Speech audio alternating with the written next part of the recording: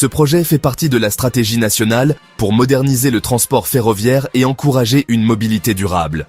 La future LGV va relier Kenitra à Marrakech. C'est une avancée énorme pour le Maroc. الفواكه الاسعار اللحم الاسعار فهمتي راه طلع لنا كلشي اخويا تنوجهوا الله ياخذ فيه الحق. واش انا عباد الله نخلص 4 المليون غير في الورق ديال الطياره باش ندخل في الحين بغيت ندي ولا ديال تايلاند مليون 15 مليون تما ساكن في لوطيل غادي جاي. راه كتعرفوا بان المساهمات مغاربه العالم اكثر من المساهمات الفوسفات في الميزانيه السنويه ديال البلاد.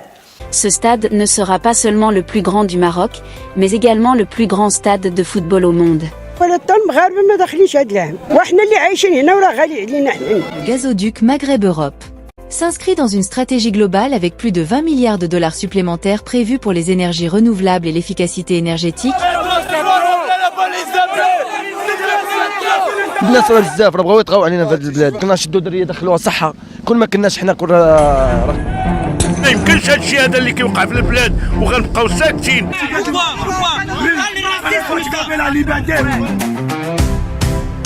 ديما مغرب نرفع الأعلام، ديما مغرب نهتف للأمان. Les amis, je ne vous cache pas que je suis un peu dérouté parce que cette chaîne d'Imam Maghreb Stories, je l'ai créée, en fait c'était une chaîne personnelle que j'ai transformée en d'Imam Maghreb Stories qui a pour but de contribuer à l'élan positif pour le Maroc. Et donc si vous voyez tous les sujets que j'ai mis sur le Maroc, ben, c'était des sujets plutôt positifs. Et là, je suis un peu embêté parce que au fur et à mesure que j'avance, quand on gratte un peu, ben, on voit qu'il y a quand même des dysfonctionnements. Alors j'ai annoncé le dysfonctionnement sur la dernière vidéo sur les Marocains résidant à l'étranger. Je dirais que ça, c'est la goutte qui a fait déborder le vase et qui a fait que je commençais un petit peu à fouiner un peu partout. Et je me suis rendu compte que ce Maroc, effectivement, qui voit grand, eh bien, il oublie les petits. Il oublie, en fait, les Marocains, tout simplement.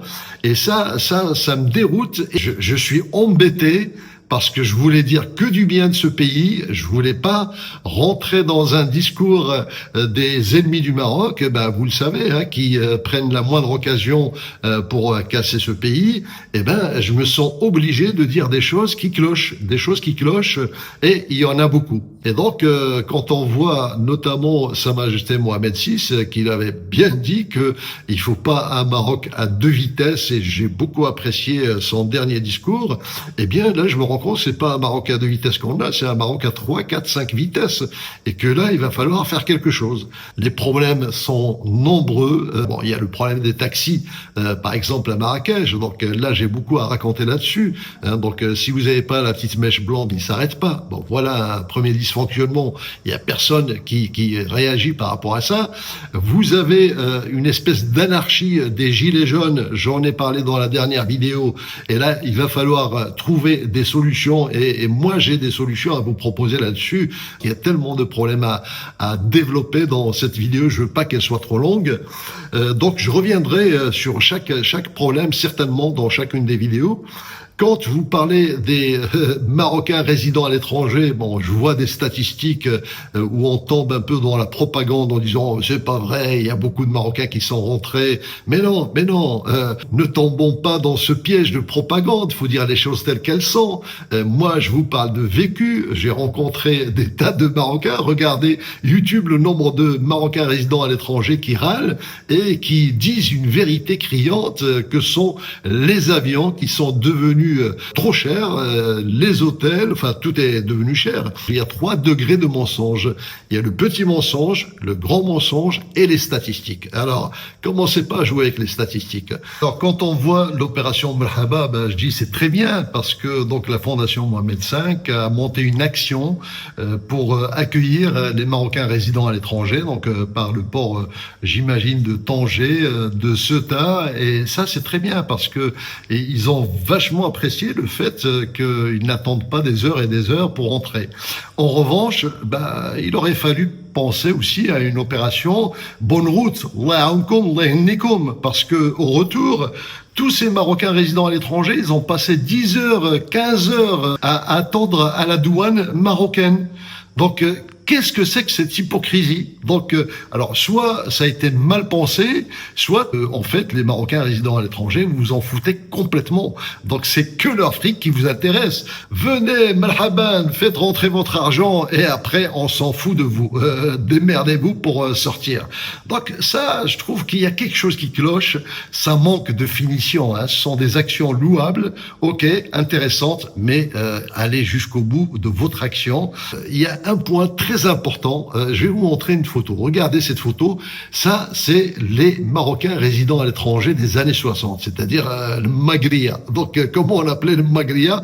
C'était quoi comme profil? Bien sûr, c'était des ouvriers, c'était des gens qui ne trouvaient pas de travail au Maroc, qui partaient, qui s'expatriaient et qui sont venus aider les pays européens, notamment la France, qui avait besoin de main-d'œuvre.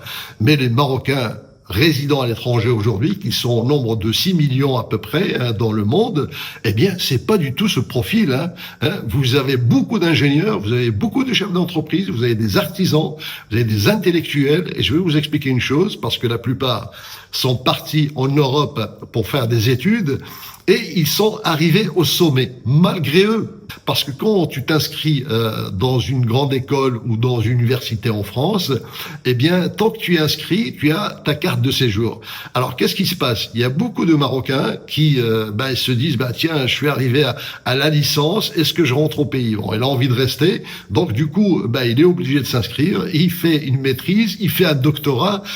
Et donc, de ce fait-là, la plupart des Marocains qui ont fait des études en France, qui sont restés en France, ou en Allemagne, ou en Hollande, ou ce que vous voulez, ce sont de véritables experts aujourd'hui parce qu'ils ont été jusqu'au bout des études. Et c'est aussi un peu mon cas, moi qui suis devenu entrepreneur en France. Donc, j'ai déjà essayé d'entreprendre au Maroc, mais j'ai pas réussi à m'adapter, je suis revenu. Donc, maintenant, je me suis établi forcément, mais je garde quand même, le lien avec ce pays et je veux le garder encore beaucoup plus fort aujourd'hui parce que je sais que ce pays a besoin de gens comme nous. Et je vous l'ai dit, les Marocains résidant à l'étranger, ça n'est plus les Marocains des années 60 à qui vous pouvez faire avaler ce que vous voulez. Non, ce sont des gens responsables qui ont fait des études, qui ont entrepris et qui sont capables de gouverner des pays s'il le faut. Donc oui, il y en a.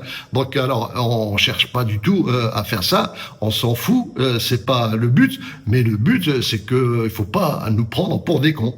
Moi, par exemple, j'ai admiré, il y a un ministre syrien, je crois, de la culture, qui est descendu dans la rue pour nettoyer les rues, pour montrer l'exemple. Voilà un exemple à suivre. Même s'il l'a fait peut-être juste pour les caméras, pour passer une vidéo, mais au moins, lui, il n'est pas resté dans sa tour d'ivoire. Il descend, il met la main dans la pâte et il montre qu'il fait partie du peuple. Oui, ça c'est un exemple. Ça, c'est un bon exemple qui est peut-être original, mais c'est ce qu'on attend aussi du Maroc, qu'il soit original. Vous nous avez habitués à un développement extraordinaire, montrez aussi le développement des hommes, pas que le développement des murs et des rails et des trains et des avions. On veut aussi que les hommes et que les mentalités se sont développées. Franchement, franchement, il faut en prendre de la graine. Et autre problème, je me suis rendu compte qu'il y a une horde de sans-papiers qui viennent de l'Afrique subsaharienne. Ça n'a rien à voir, il y a aucun racisme chez les Marocains parce que le tiers des Marocains sont noirs, parce que le Maroc fait partie de l'Afrique, donc on peut pas parler de racisme, mais on parle d'anarchie. Il y a effectivement des Africains subsahariens qui ont été bien invités parce que Sa Majesté le Roi Mohamed VI a une stratégie d'ouverture sur l'Afrique et qu'il a des bonnes relations avec les pays africains. Eh bien, ces gens-là, il n'y a aucun problème parce qu'ils sont rentrés, ils ont leurs papiers, ils sont en train de faire des études. Tant mieux s'ils trouvent une belle vie au Maroc. Mais ceux qui rentrent sans papier et qui commencent à agresser des Marocains dans les quartiers, ça, moi, je trouvais que ça révoltant, c'était révoltant. Je ne comprends pas, je ne reconnais plus mon pays. Et les Marocains se retiennent, mais je sais qu'ils sont capables de se défendre. Alors j'ai une idée là-dessus, je sais en fait pourquoi est-ce qu'on laisse un peu aller, mais ça, je vais le développer dans une autre vidéo spécifique, parce que ce sujet-là mérite un épisode à part. En fait, Je ne fais pas que critiquer, je ramène des solutions. Et parce que la critique, elle est facile, elle est à portée de tout le monde. Tu demandes à n'importe quel gamin, il va te trouver des objections, que ce soit sur ton pays, sur ton économie, etc. Mais ceux qui sont capables de ramener des solutions, il y en a pas beaucoup. Donc, si tu veux critiquer, ramène des solutions, et moi j'en ai. Enfin, en tout cas, des solutions, j'ai des suggestions, parce que c'est pas pour dire que c'est pas de la critique gratuite. Non. Alors, le point commun entre tous ces problèmes-là, donc certainement qu'il y en a beaucoup. Alors il y a le problème aussi du coût de la vie qui a explosé, mais ça effectivement c'est un peu partout dans le monde. C'est pas seulement au Maroc. Donc c'est un problème économique mondial, mais il y a aussi des solutions certainement à trouver pour le Maroc, et le Maroc il n'est pas exclu qu'on soit plus intelligent qu'ailleurs. Donc voilà. Donc ça c'est mon propos. Mais en fait, le point commun entre tous ces problèmes-là, moi qui me révolte vraiment, le point commun, c'est que y a personne. Les responsables sont aux abonnés absents. Ça fait 2 mois que je vois des gens qui contestent, des Marocains, que ce soit à l'intérieur, à l'extérieur. Il n'y a pas un seul qui a été capable de prendre le micro et de répondre, ne serait-ce que dire « oui, on vous a entendu », ne serait-ce qu'accusé réception. Vous savez ce que c'est qu'un accusé réception? Donc, ou alors, vous n'avez pas le niveau. Je comprends pas, moi, ces ministres qui ne répondent même pas. Qu'est-ce que ça coûte de prendre le micro et de calmer le jeu pour tout le monde? Dire « on vous a écouté, on va y travailler, nous sommes conscients de ça et on va y travailler ». Non. Alors, du coup, tout ça, ça me fait penser que ce Maroc qui voit grand, en fait, il s'en fout des petits. هادشي راه خصو سياسه ديال الدوله، السياسه ديال السياحه. السيده وزيره السياحه اللي كدوز السياحه ديالها خارج المغرب، الا العام اللي فات دوزاتو هنايا، مرحبا بها في بلادها وتمشي فين ما بغات، ماشي مشكل، غير توجد لينا حنايا سياسه سياحيه كما يلزم في المغرب. يعني السواد الاعظم ديال المغاربه مكرفسين، يعني ما يمكن لهمش يستافدوا لا من عطله لا يقريوا وليداتهم كيف بغاو. بغينا مغرب نتصالحوا فيه مع كل الجهات المهمشه من الوطن، بغينا مغرب نديروا فيه قطائع مع التزوير ومع الفساد ومع باك صاحبي. بغينا مغرب نعيشوا فيه بكرامه ونقولوا حنا مغاربه وفرحانين. بغينا تاخذوا لنا خيراتنا وتنهبوها، فالمغاربه اولى بها وضحاو في ازمنه متعدده من اجلها ويستحقونها. وكنقول للمغاربه الخير امام، وردوا البال، انتخابات راهي جايه، كونوا يقظين ودافعوا على بلادكم. En fait, la seule personne que j'ai vue qui a pris la parole et qui n'a pas de langue de bois, c'est Madame Nabila Mounib. Eh bien, Madame Mounib, merci pour votre courage, merci pour votre franchise. D'après ce que j'ai compris, vous faites partie de la gauche marocaine. Eh bien, on est avec vous. Donc, aujourd'hui, c'est plus une question de gauche ou de droite ou quoi que ce soit. Aujourd'hui, c'est du concret. On s'en fout de la philosophie à laquelle on appartient. Ce qui est important, ce sont des valeurs universelles, humaines. Et vous, ce que j'ai apprécié chez vous, c'est que vous parlez des petits. Au moins, vous exprimez, au moins vous prenez la parole, et vous avez bien raison de saisir l'opportunité de tous ces politiques qui sont partis en vacances. Alors, je comprends qu'ils sont partis en vacances tous parce qu'on est au mois d'août, alors que le pays est en ébullition avec les MRE, avec des gens qui contestent. Vous savez, moi aussi je suis en vacances. Ça ne m'a pas empêché de prendre 1 heure pour faire cette vidéo. Moi, je me débrouille avec mes moyens personnels. Et vous allez demander à une secrétaire ou un assistant et vous arrivez, ça va vous prendre 1/4 d'heure devant un micro et vous apaisez les gens. Cette politique de l'autruche, je peux la comprendre quand on fait mchi, c'est-à-dire mchi, pour les ennemis du Maroc. Moi, je trouve que c'est une très bonne stratégie de ne pas répondre aux provocations des ennemis. Par contre, ne pas répondre aux contestations de vos propres citoyens marocains, qu'ils soient à l'intérieur ou à l'extérieur, ça, je trouve que c'est abusé. Donc cette politique de l'autruche, ça ne marche pas pour les deux. Ok, pour la faire pour vos ennemis, mais ne la faites pas pour ceux qui sont partie intégrante de ce Maroc, à moins que vous considériez aussi les Marocains, qu'ils soient à l'étranger ou dans la rue ou les petites gens, que ce sont aussi des ennemis. Alors là, je me pose la question. Il y en a qui travaillent bien. Moi, j'apprécie beaucoup ce que fait le ministre de notre diplomatie internationale, Monsieur Bourita, je crois. Donc, j'apprécie beaucoup son travail. On lui a posé la question sur les Marocains résidant à l'étranger. Il a parlé de manière très neutre, mais c'est pas son rayon. C'est pas son rayon. Donc, lui, son job, il le fait de l'autre côté. Par contre, il y en a d'autres, je suis désolé, ils sont aux abonnés absents. J'ai déjà fait des vidéos sur l'armement du Maroc, qui est effectivement bluffant, sur la puissance marocaine, sur l'investissement étranger, sur l'industrialisation, sur l'énergie verte, sur tous ces grands projets qui sont extraordinaires et bien évidemment sont fabuleux, mais quand je vois la manière dont on ne répond à aucun des citoyens, qu'ils soient à l'intérieur ou à l'extérieur, ben là, ça me désole. Sa Majesté a dit dans son dernier discours, tant qu'on a des grands projets qui ne profitent pas aux citoyens, eh bien, c'est comme si on n'a rien fait. Et j'ai l'impression que c'est ce qui se passe. Et donc, je pense qu'il y a une espèce de dysfonctionnement, en tout cas dans cette vision de grandeur, ben, on est d'accord, mais à condition qu'on pense aussi aux fondements de la société marocaine. Et c'est quoi les fondements? Eh bien, ce sont les gens qui sont là-dedans. Moi, j'ai l'impression qu'à chaque fois que quelqu'un devient ministre, il se prend pour le pape. Je suis désolé, vous êtes là, vous avez fait ce choix-là, vous avez beaucoup de privilèges. Eh bien, ce qu'on attend de vous, c'est que vous puissiez quand même bosser pour les Marocains. Oui, parce que on a l'impression que tous ces gens-là, bah, on s'en fout complètement, qu'ils se bouffent entre eux, peu importe, qu'ils crèvent. Donc, j'ai l'impression qu'on s'en fout de ces gens-là. Et les Marocains sont pas cons. Donc, et les Marocains résidant à l'étranger vont monter au créneau parce que vous avez des générations qui ne savent pas se taire, qui n'acceptent pas les injustices. Et j'en fais partie. J'en fais partie parce que maintenant que j'ai fait cette chaîne, j'ai levé le pied au niveau business. Pourquoi?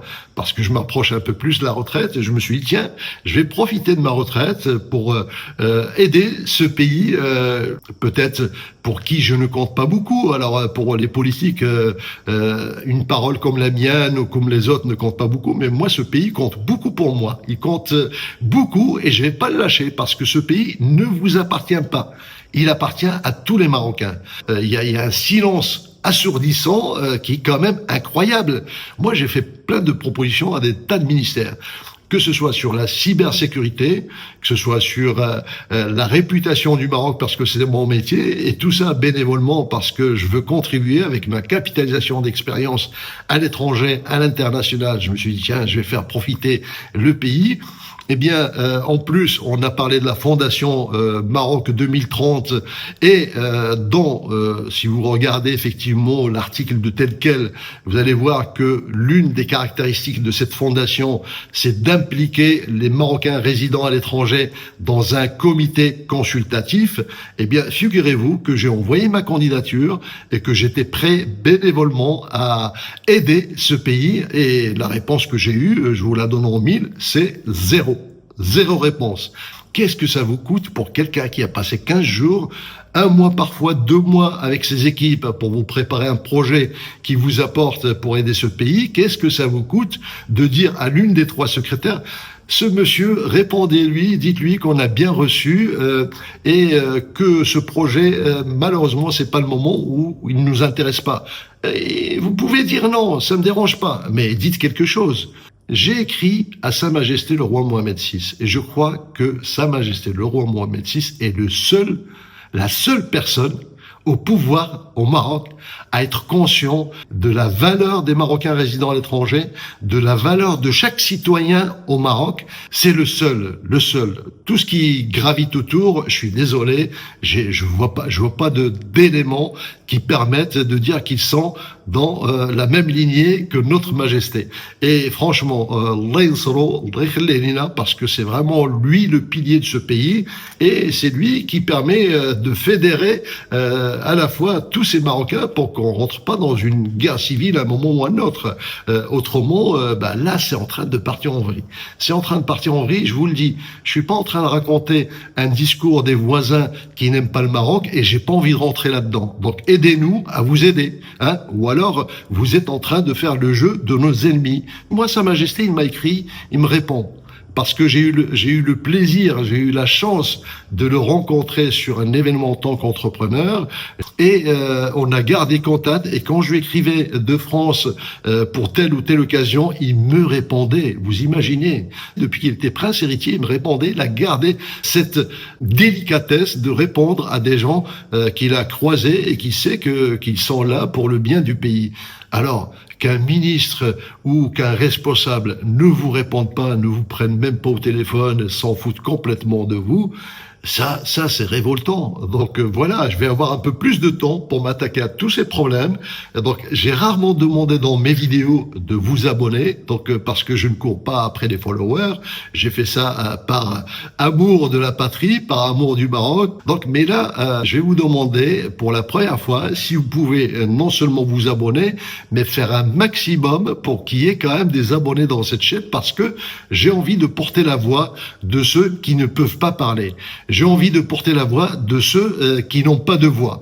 J'ai envie de porter la voix de ceux qu'on n'écoute pas, qu'on regarde même pas. Et donc, pour que cette voix porte à ces responsables, quand ils voient que vous avez que 2000, 1000, 3000 followers, ils disent... on s'en fout, ça n'a pas d'importance. Par contre, quand ils vont voir qu'il y a 10 000, 20 000, là, ils vont commencer peut-être à répondre et à se bouger. Voilà mon propos. Et je veux continuer dans tous les sens, que ce soit par écrit, et tout ça, bien évidemment, dans la bienveillance, avec un objectif, c'est le bien de ce pays et le bien de ses citoyens. Voilà. Donc, je ne suis pas un politique. Je ne connais pas vraiment les ministres et les partis. Je suis en train de découvrir tout ça. Je ne sais pas qui c'est qui est bon, qui c'est qui est pas bon. Mais on a une échéance que j'ai découverte, c'est l'échéance de septembre 2026. Septembre 2026, il va y avoir des élections. Eh bien, on a un an pour bosser. Donc, tous les citoyens marocains, les commerçants, les Marocains résidant à l'étranger, on a une année pour filtrer les bons des pas bons. Oui, on a une année, et donc j'espère que ce que je raconte là va faire bouger un petit peu les lignes, et si ça marche pas, je réessayerai jusqu'à ce que ça bouge à un moment ou à un autre. Donc merci de propager ce message, merci de ramener des followers pour que je porte vos voix, et pas pour avoir des abonnés, on s'en fout, mais pour que cette voix puisse compter face à ces gens qui ne veulent écouter personne. Voilà, donc j'ai dit ce que j'ai à dire. Je voulais parler de tellement de sujets, de problèmes des sans-papiers. Je vais revenir dessus parce que franchement, ça m'a complètement révolté. Et là, il y a des choses à raconter. J'ai plein de petites séquences que j'avais préparées sur le Maroc qui sont quand même positives pour le Maroc. Je vais les mettre. Ça va être des petites capsules de temps en temps. Donc, vous n'allez pas m'entendre comme vous m'avez entendu dans cette vidéo. Donc, je serai toujours bienveillant parce que je pars du principe que quelles que soient les réactions de nos politiques, quelle que soit cette ignorance, eh bien, ce Maroc appartient à tous les Marocains. Il nous appartient, oui. Marocains résidant à l'étranger, même des binationaux, il nous appartient. Et on lâchera pas le morceau. Oui. Donc, et moi, je vais avoir tout mon temps pour revenir à la charge, et on a une échéance, septembre 2026, qui va être très intéressante. Pensez, effectivement, au développement. On est avec vous. Il n'y a pas de souci. Mais pensez aussi aux citoyens. Voilà. C'est tout ce que j'ai à vous dire sur cette vidéo, que je ne voulais pas trop l'allonger, mais je vais revenir à la charge sur tous ces sujets. Merci beaucoup. N'oubliez pas de propager ce message, de vous abonner pour que votre voix, et dites-moi dans les commentaires tout ce que vous voulez dire, et je vais le dire pour vous. Merci, et je vous dis à très bientôt. ديما مغرب قلبي سعيد